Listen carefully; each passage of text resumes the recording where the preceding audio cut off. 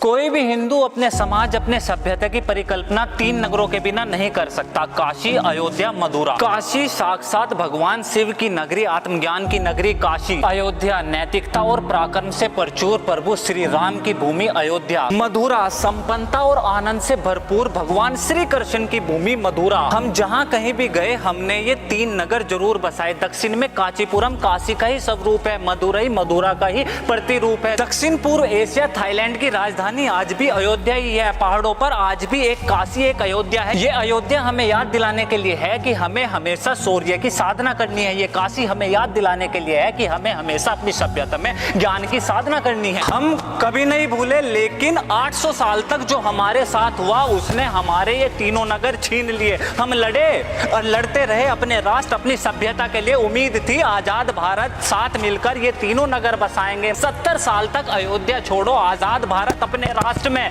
प्रभु श्री राम के जन्म स्थान पर उनका एक मंदिर नहीं बना सके। 1989 जेएनयू से 25 तथाकथित मार्क्सवादी कम्युनिस्ट इतिहासकार एक बुकलेट जारी करते हैं, the political abuse of history, Babri मस्जिद राम जन्मभूमि डिस्प्यूट। जो विवाद अब तक श्री राम मंदिर निर्माण को लेकर था वो अब पुरुषोत्तम प्रभु राम के अस्तित्व पर आ गया। सवाल पूछा गया कि प्रभु श्री राम है या नहीं, इसका क्या सबूत है? मक्का पूरी दुनिया के मुसलमानों के लिए एक धार्मिक जगह है और हज यात्रा लगभग हर मुसलमान का सपना। केवल आर्थिक मदद नहीं करी बल्कि भारत और भारतीय सरकार ने हर संभव कोशिश करी जिससे यहाँ का मुसलमान अपनी धार्मिक यात्रा कर सके। जेरूसलम क्रिश्चियनिटी में सबसे ऊंची जगह है। वो चाहते हैं और जाते हैं कि एक बार उस पवित्र जगह के साक्षी बन सके। लेकिन जब कोई हिंदू अपने आदर्श, अपने प्रभु की उपासना के लिए मंदिर निर्माण को कहता है तो ये sovereign socialist secular democratic republic of India उससे सबूत मांगता है कि उसके भगवान थे भी या नहीं। मंदिर को तोड़कर ही बाबरी मस्जिद बनी। साथ मिलकर एक स्वर में इसके प्रमाण मांगे गए। 1192 से लेकर 1194 महमूद गौरी कुतुबुद्दीन ऐबक का समय। गंगा डेल्टा पर जितने शहर बसे थे वाराणसी के सारे मंदिरों को तोड़ा गया। नालंदा यूनिवर्सिटी जलाई गई। बुद्ध की बड़ी बड़ी प्रतिमाओं का खंडन हुआ। मथुरा नगरी तबाह करी गई। काशी विश्वनाथ मंदिर, कृष्ण जन्मभूमि मंदिर आज भी उस तबाही के साक्षी बन प्रमाण के रूप में मौजूद है। जब इतना सब हुआ तो किस बिना पर यह कहा गया कि अयोध्या में कभी कोई राम मंदिर नहीं था? जवाब दिया आर्कियोलॉजिकल सर्वे ऑफ इंडिया ने, फैसला दिया सुप्रीम कोर्ट इंडिया ने, कहा मंदिर था